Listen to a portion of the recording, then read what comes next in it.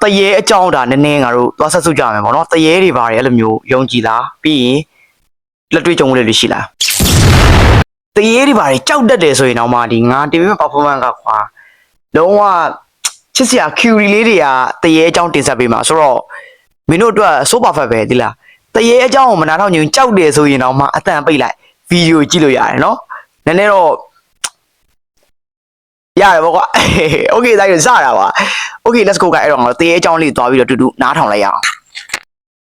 တပတ်လောက်စောပြီးတည်ထားတဲ့အဖွားကြီးတယောက်ရှိရဲ့အဲ့အဖွားရဲ့အိမ်ရှိမှာတည့်ရက်နေတာတပတ်လောက်စောပြီးတည်တာဆိုဘယ်လိုမျိုးလဲ fine နော်ပြောရရောအောင်မင်္ဂလာပါပြည့်ပါပြည့် paradox ကနေပြီးတော့ကြိုဆိုပါရစေပြောတာလေးလည်း fine နေနော်ပြောမှာမဟုတ်ဘူးပြီးရင်ဒီရိုက်တဲ့ lighting ကလည်းတကယ်မိုက်တယ်နော်တရေအကြောင်းနဲ့ live ဖတ်အောင်ရိုက်တယ်လားပြည့်ပေါ့နော်ဒါပေမဲ့ပြည့်ဒီကိုယ်တိုင်အဲ့ဖွားကြီးကပြောပြခဲ့တဲ့ story ပေါ့နော်ဒါပေမဲ့ story ဒါပေမဲ့အဲ့ဒါတကယ်ဖြစ်ရမယ်အဲ့ဒီဖွားကြီးကဘယ်လိုလဲဆိုတော့သူ့ရဲ့အဲ့လိုဒါကိုယ့်ရဲ့ story ကိုပြန်ပြောပြထားတာကိုပြောမယ်ပြန်ပြောပြထားတာပေါ့နော်ဆိုတော့ तू မသိ okay ဒါရောအဲ့စုတစ်ခုတောင်းခဲ့ရတယ်ဘာလို့လဲဆိုတော့ तू တေသွားတဲ့ဟာလေအရန်ကွာအဲ့လိုပူဇန်နေဆိုတော့တနာဖို့လည်းကောင်းတယ်ပေါ့။ तू ကဘယ်လိုဖြစ်လဲဆိုတော့ तू နှစ်ဘဝဇက်တိုက်နှစ်ဘဝဆိုတယ်ဒီဘဝပေါ့သူ့ဘဝပေါ့နော်အခုလည်းရှိရောက်နေတဲ့ဘဝမမေတို့ပြောပြနေတဲ့ဘဝပေါ့ဒါပေမဲ့နောက်ဘဝကပြီးခဲ့တဲ့ဘဝ तू ဘာဖြစ်ခဲ့လဲဆိုတာကို तू ပြန်ပြောပြနိုင်တယ်ပေါ့နော်သူ့နာမည်ကဘယ်သူလဲဆိုတော့နာမည်တော့မပြောတော့ဘူးပေါ့နော် तू ကဘယ်လိုမျိုးလဲဆိုတော့အဲ့အဖွာကြီးကသူ့ရဲ့အရင်ဘဝပေါ့နော် तू ကအရင်ဘဝ तू အရန်စင်းရ तू ဘာလို့လဲ तू ပေးပြုတ်ရောင်းတာရောင်းပြီးသွားလို့ရှိရင်မပေးနိုင်တဲ့သူတွေကို तू ထားခဲ့ပြီးသွားလို့ရှိရင် तू ဘာလုပ်လဲဆိုတော့ဟိုကွာပြီးမှလာပြန်ယူမယ်ဆိုပြီး तू အဲ့လိုပြီးမှညနေပိုင်းလောက်မှသူကအကျွေးပြန်ကောက်တာပေါ့နော်တရက်ကျတော့သူအဲ့ပဲပြုတ်ရောင်းနေရောင်းပြီးတော့သူအကျွေးကောက်ပြီးတော့သူပြန်လာတဲ့အချိန်မှာသူလမ်းမှာကင်းလိချောကိုက်လိုက်တာအနာကရှင်းလာပြီးတော့ဖြားပြီးသွားတဲ့အချိန်မှာကိုရှိခက်ကအဲ့လိုမျိုးနဲ့ပတ်သက်ပြီးတိတ်ပြီးတော့အဲ့လိုခဏလေးတိုက်ခဏလေးနည်းနည်းစဉ်းစားရတွေးလွန်သွားလေဟိုကိုယ်လေးရွာသားတည်းမလားတောသားပါမဟုတ်ဒီအမောက်ဟောလားပလိတာမဟုတ်ဘူးပလိတာမဟုတ်နည်းနည်းစဉ်းစားရလေးဖြစ်သွားပြီကိုယ်လေးရွာသားတောသားဆိုတော့ပုတ်တင်ညိုတို့ကင်းလေးချောတို့ဆိုတာရင်းနှီးတယ်ကွာနော်ရင်းနှီးတော်တော်ရင်းနှီးတဲ့တော်ပါလေဒါကိုငယ်တုန်းကတော့လိုက်ကစားတဲ့တော်ပါတွေမှာပါတယ်ကွာအဲ့တော့ကင်းလေးချောကကြိုက်သလားဟောမေးချင်တာကကင်းလေးချောကကြိုက်သလားဗောနော်ဟိုဒီအမောက်ပြောမဟုတ်နော်ကင်းလေးချောကြိုက်လို့ဒဏ်ရာရတယ်နာရင်းသွားတယ်ဆိုတော့အပါမကင်းလေးချောဘာညာတော့မဖြစ်နိုင်ဘူးလို့ထင်တယ်ဗောနော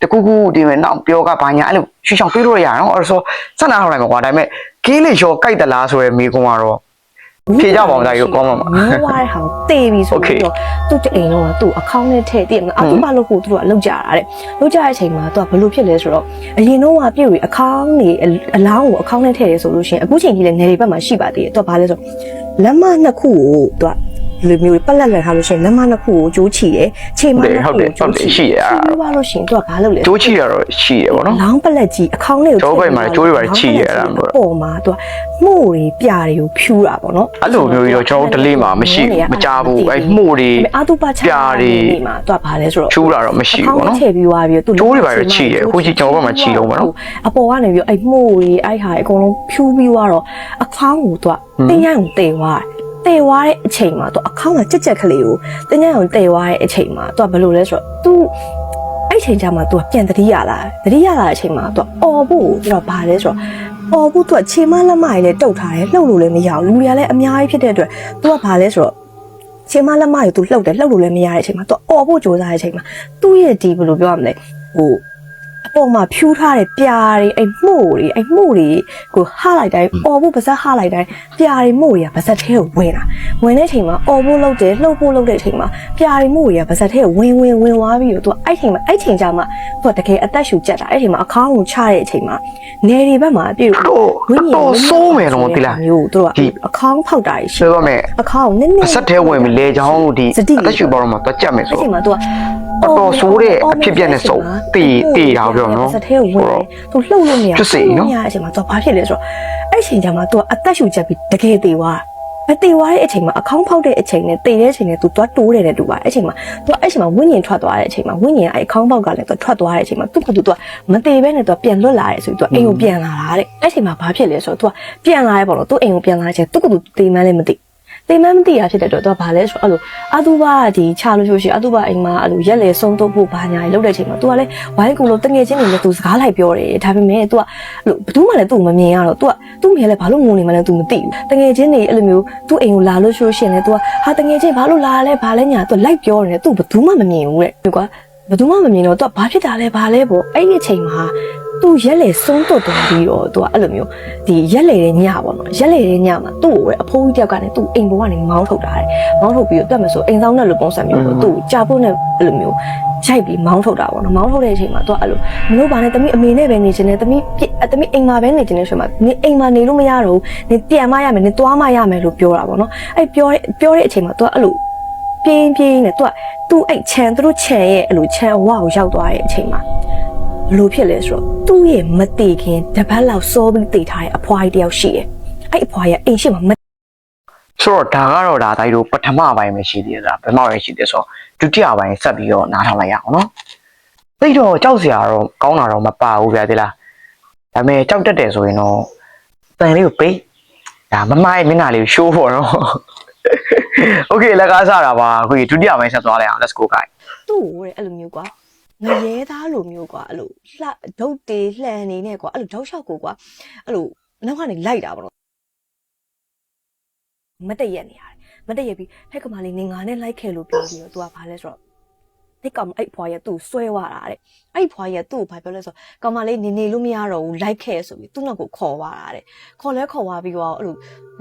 ရေကန်ကြီးတကန်ရဲ့နောက်ကိုသူ့ခေါ်သွားရတယ်ခေါ်သွားတဲ့အချိန်မှာတော့ဘာဖြစ်လဲဆိုတော့ तू မလိုက်ချင်ဘူး तू အမေနဲ့ပဲနေချင်တယ်ဆိုပြီး तू ကအဲ့လိုမျိုးကွာထောက်လျှောက်အော်နေတဲ့အချိန်မှာ तू အဲ့အဖွားကြီးစီက तू ထွက်ပြေးတာရော तू မှတ်မိတာတော့ဘာလဲ तू နောက်ကနေအဲ့လိုငရဲသားတွေလိုမျိုးတဲ့ရုပ်တည်လှန်နေနေ तू အနောက်ကနေလိုက်ကြတာလိုက်တဲ့အချိန်မှာ तू ထွက်ပြေးနေရေကန်တကန်ထပ်တွေ့တယ်တဲ့အဲ့ရေကန်မှာ तू ဘလို့ဖြစ်နေလဲဆိုတော့ပြီးတော့လေနေဘက်ကရေကန်နေဆိုမကြီးအဲ့လိုပြောရမလဲဘင်းနေမှာလေအဲ့လိုမျိုးလ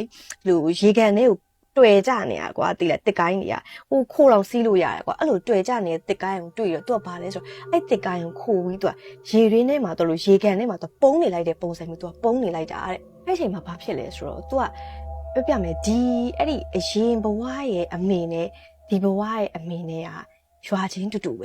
နေချင်းတူပဲဘာဖြစ်လဲဆိုတော့အဲ့ဒီအချိန်မှာ तू ထွက်ပြေးနေအဲ့ဒ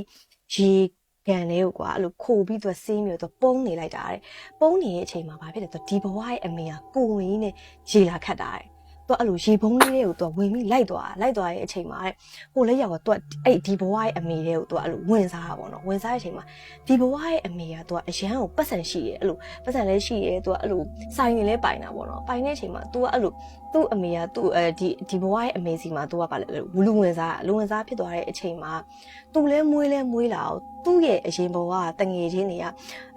အသက်60 80တွေဖြစ်သွားပြီဒါပေမဲ့ तू ကအဲ့တငယ်ချင်းတွေကို तू လူမန်းသိတဲ့စားအရွယ်တွေကသွားပြီးအဲ့လိုနေနဲ့ငါနဲ့ तू ပြောတာအဲ့အဖိုးကြီးအဖွားကြီး60 90တော်တော်ကွာသွားပြီနော်စစချင်းစိတ်ဆိုးကြရကွာသိရမလားအဲ့နေပါအဲ့လိုလူဝင်စားပါညာတော့ သူ့အဲ့လိုရှိတယ်ဒါကြီးတကယ်အဲ့တငယ်ချင်းတွေဟောအဲ့လိုမျိုးမင်းနဲ့ငါနဲ့ခေါ်တာတို့ဟဲ့အောင်မင်းကဒီမှာကြာဘာလုပ်နေရလဲမသိမလားဟိုအဲ့လိုမျိုးပြောရတော့ရှိရဗျာတဲ့လားမျိုးလားငါဘာတူလဲဆိုတော့အမြဲတမ်းပြောတာအဲ့ချိန်မှာအဲ့တော့တဖြည်းဖြည်းနဲ့အဲ့လိုအဲ့ရွာမှာသူကနာမည်ကြီးဖြစ်လာတော့နာမည်ကြီးဟိုသူကသူ့အရင်ဘဝကဘာဖြစ်တယ်ညာဖြစ်တယ်အဲ့လိုပြန်ပြောနိုင်တယ်ဆိုတဲ့အချိန်မှာအကုန်လုံးစမ်းကြမယ်ဆိုပြီးသူ့ကိုကွာအရင်ဘဝကတော့ဘာလို့လဲဆိုတော့ဒီဘဝအမေစီကချမ်းသာတယ်အရင်ဘဝအမေကဆင်းရဲတယ်တော့ဘာလို့လဲဆိုတော့ဒီဘဝဟိုဘဝအမေလို့တော့မှတ်မိရတော့ဘာလို့လဲဆိုတော့ဒီဘဝအမေစီကတော့စံနေစီယူတယ်တော့ဟိုဘဝအမေကိုတွားပေးတယ်ဟိုဘက်ကကျတော့အဖွားကြီးကကျတော့သူကဘယ်လိုမျိုးဖြစ်နေပြီကွာအရင်အောင်သိရမလားအဲ့လိုထူးဆန်းနေရကွာထူးဆန်းနေတဲ့အချိန်မှာသူ့စမ်းတတ်မယ်ဆိုပြီးဘာလုပ်ကြလဲဆိုတော့သူ့အဲ့လို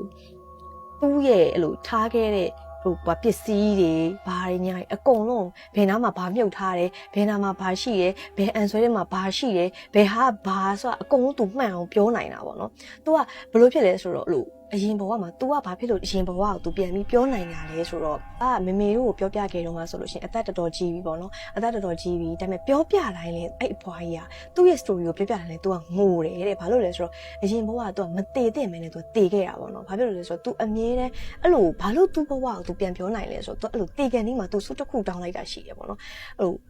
तूဖြစ်ခဲ့တဲ့ဟာကိုပေါ့နော်နောက်ဘဝတွေကြာလို့ရှိရင် तू ပြန်ပြောနိုင်ပါစေလို့ရှင်ကြည့်တယ်လို့မျိုး तू ပြန်ပြောနိုင်ပါစေ သူဆုတောင်းပုံကမိုင်းတော့မိုင်းနော် तू အဲ့လိုဆုတောင်းခဲ့တာပေါ့နော်ပြန်ပြောပြနိုင်လေမမီပြောပြတာပေါ့နော် သူ့ရဲ့အလိုရှိုက်ကြီးတငယ်နဲ့သူဖြစ်ခဲ့တဲ့ဟာတွေကိုသူပြောပြရတယ်တဲ့သူဒီဘဝမှာလေသူလှုပ်တဲ့လှုပ်ရက်တစ်ခုရှိရဲ့နေတွေသူသိရဲ့အတုပတွေသူသွားတယ်သွားပြီးွားလို့ဆိုရှင်ဒီအလောင်းရဲ့အပေါ်မှာပြမဖြူးနဲ့သိရမလားလုံးဝဟိုလေပြတွေမဖြူးနဲ့အဲ့မှုတွေမဖြူးနဲ့လက်မချေမတွေတုတ်တယ်ဆိုရင်တော့မှအဲ့ဒီပြတွေမှုတွေမဖြူးနဲ့အလောင်းအဲ့ဒါတွေတုတ်ပြီးဒီတိုင်းပဲအုပ်ဆိုပြီးသူကအဲ့လိုအာတုပသူနဲ့တည့်ရဲ့အာတုပမှန်သမျှကိုသူကအဲ့လိုတွားပြီးတော့သူပြောလို့ရှိရပေါ့နော်နောက်ပိုင်းချိုးဆိုတယ်ဒါပေမဲ့ အဲ့လိုမျိုးကတော့ကျွန်တော်အမြင်ဆိုရင်တော့ သူအဲ့လိုမျိုး မလုပ်သေးဘူးเนาะဒီဖះဟောတရားထဲမှာလည်းမပါဘူးเนาะနိုင်ရေးဘာညာအဲ့လိုဟိုဖြူဒီဖြူဟိုတုတ်ဒီတုတ်မလုပ်သေးဘူး ပြောပြတာပေါ့နော်ပြီးနောက်ကြလို့ရှိရင်လည်းပြေးဖတ်ထားတဲ့စာအုပ်လေးရှိရဲအဲ့လိုမျိုးပေါ့နော်ပြောလို့ရှိရင်ပြေးကိုယ်တိုင်လည်းကြုံခဲ့တဲ့ story လေးရှိရဲပေါ့နော်โอเคဒါကတော့ဒီလောက်ပဲပေါ့နော် အခုလေ ကဲเนาะဒါရဗီဒီယိုလေးတော့ဒီလောက်ပဲဆိုတာကဒီဗီဒီယိုကိုကြည့်ပြီးတဲ့အချိန်မှာဘာတွေရလဲပေါ့နော်ဘာတွေကြံခဲ့တယ်ပေါ့သိရမလားဘာတွေကြံခဲ့ကျွန်တော်ဆိုရင်တော့ဒါမလုံတင်တာတွေဘာညာမလုံနဲ့ပေါ့နော်ဟိုမလုံတင်တာဘာညာမလုံနဲ့ဆိုတာကဘယ်မှာအယူဆဆိုလေဒီမှာအစွဲတွေပါဆိုလေပြောရခက်တယ်ဗျာနော်အမှန်တော့ဒါတွေကမလုံတင်ဘူးဒီမှာတည်တဲ့လူကလည်းတည်ပြီလေဘာလို့ရမှာနော်ပြတွေဖြူးနေတော့ဘာလုံမှာပြေသွားတာပဲရှိပါလိမ့်အဲ့တော့ဟိုဖြူးတီဖြူးတွေတော့အဲ့ဒီဒလေးတွေရှိရင်တော့မလုံကြပါနဲ့ပြီးလို့ရှိရင်အဲ့ဟိုတုတ်ဒီတုတ်တောင်မှဒါမလုတ်တင်ဘူးဗျာဒီကြောပေါင်းလက်မတုတ်တယ်ခြေမတုတ်တယ်ပြီးတကူလုံးပိတ်ဖြူနေပတ်လိုက်တာဆိုတော့ဒါတွေကမလုတ်တင်ဘူးလို့ထင်တယ်ဘာလို့လဲဆိုတော့ဒီအတုပါဟိနာကိုလည်းဘယ်သူမှအမြဲတမ်းထိုင်ကြည့်မှာမဟုတ်ဘူးတဲ့မလားဒီမှာခဏလောက်တော့ကြည့်လိုက်မယ်အဆင်ပြေတယ်ဆိုလို့ရှိရင်ဟာလုတ်ရချက်တစ်လုံးနေမယ်ရင်လည်းမောလည်းမောနေမယ်ဖိတ်ရိုက်လည်းရိုက်နေမယ်နော်အဲ့တော့တကယ်ဒီဟာတွေမလုတ်တင်ဘူးအနည်းဆုံးတော့သူတကူကူကြောက်